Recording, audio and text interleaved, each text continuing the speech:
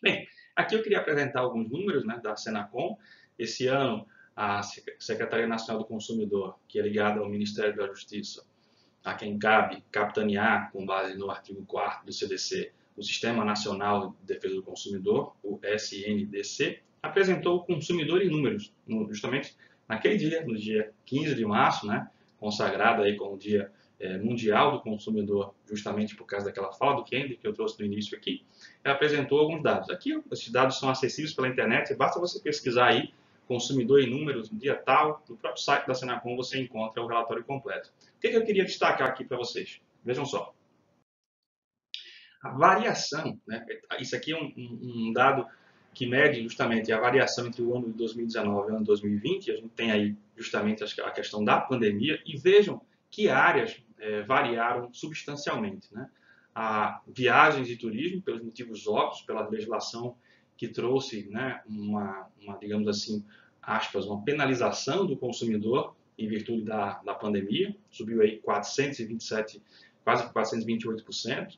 Setores de água e saneamento, seguidos aí por energia elétrica, comércio eletrônico, né, bancos, financeiras, área de cartão de crédito, plano de saúde, né, que a gente também tem um treinamento básico em plano de saúde que você pode fazer e eu recomendo. E aí 37% transporte aéreo e perto ali da indústria, apenas 10% operadores de telecomunicações. Por que esses dados são importantes? Para que você possa ter em mente, se você quer focar, se você quer trabalhar com um determinado nicho de mercado, o que você deve escolher? Você deve escolher o que tem mais demanda. Então, se você está iniciando a sua carreira, está iniciando a sua advocacia e você quer nichar a sua advocacia na defesa do consumidor, você pode, por exemplo, trabalhar com viagem e turismo. Você tem profissionais que trabalham com defesa do consumidor com foco em passageiros, com foco em companhia aérea. Inclusive, existem até startups aí nessa discussão, não é?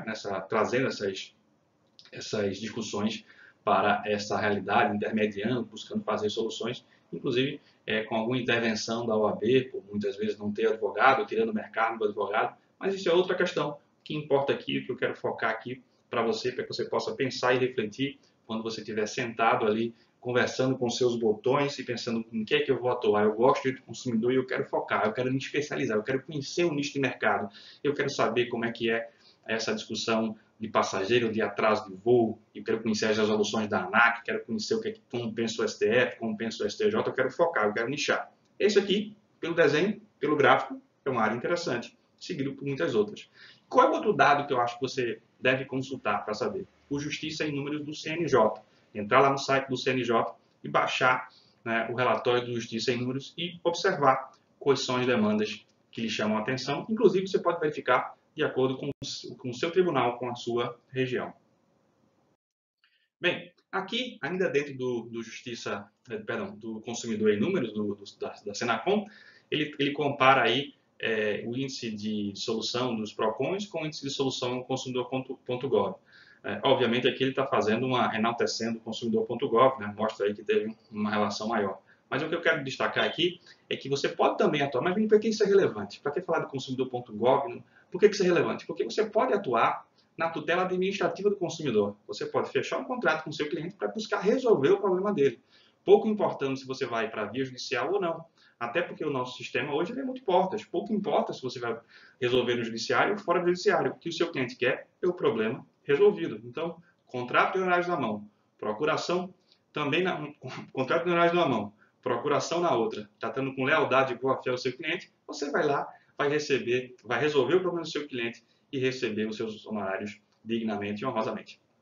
E aí, a estatística aí, né, por segmento, aí está o segmento que mais conciliou aí telecomunicações, vai seguindo serviços financeiros, etc. E uma excelente área de atuação também, nova, e que é importante se especializar, conhecer bastante, é aquela que trata do superendividamento, né? Em via de regra, são pessoas que não têm uma condição favorável, porque justamente estão superendividadas, mas muitos bancos, tenho certeza, que irão realizar mutirões, que irão buscar, inclusive, conciliar, irão buscar os órgãos de defesa do consumidor, então, o consumidor.gov para trazer soluções para os seus consumidores, dentro de uma nova lógica instaurada pela lei de superendividamento.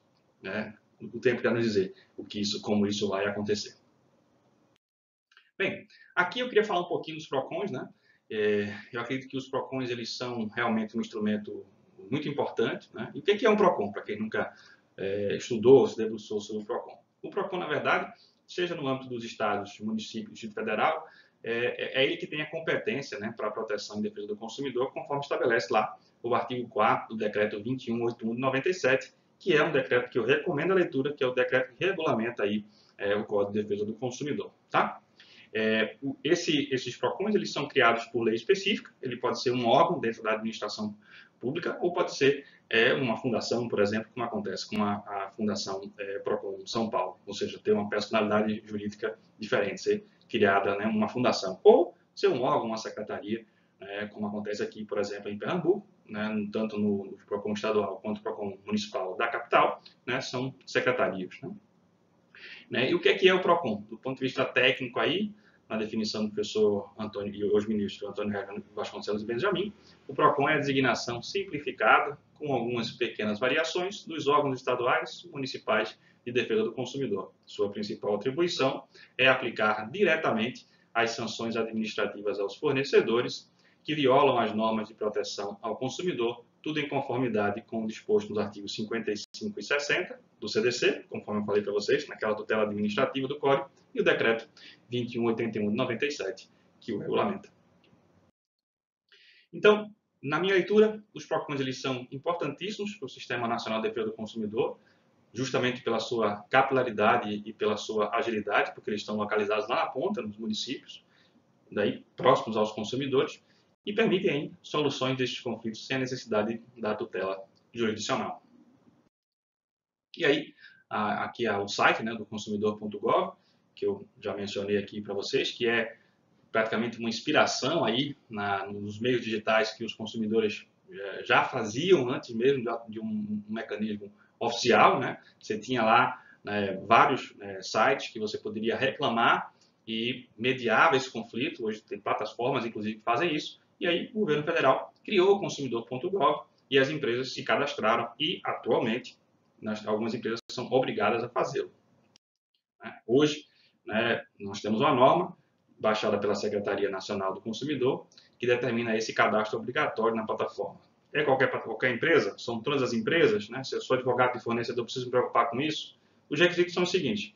Elas são obrigadas a se cadastrar se elas tiverem um faturamento bruto de no mínimo 100 milhões de reais no último ano fiscal, ou seja, se ela faturou 100 milhões no ano de 2020, ela vai ter que se cadastrar em 2021. Né? Ou, se ela tiver uma média mensal igual ou superior a 1.000 reclamações em seus canais de atendimento, justamente no último ano fiscal, ou então que elas sejam reclamadas em mais de 500 processos judiciais, né? Que se discuta aí relação de consumo, também no último, observado sempre o ano anterior. Fora disso, não há obrigatoriedade desse cadastro, mas a gente sabe de outras plataformas, né, que também são utilizadas e que podem solucionar o problema dos consumidores. Né? Bem, aqui a gente entra numa outra questão também interessante, que é a das agências reguladoras. Né? No Brasil, depois da Constituição de 88, a gente houve a criação de várias agências, né? A Anatel, a ANEEL, a ANS, a ANP, a ANAC. E qual é o objetivo dessas agências? É justamente regular os mercados. Aí, cada agência tem o seu mercado, né, específico. Então, ela realiza a fiscalização da atividade privada dessas empresas, né, que sejam concessionárias, permissionárias, que prestam serviços públicos, naturalmente serviços públicos essenciais, né, para o país, buscando aí justamente a defesa do consumidor dentro dos seus objetivos.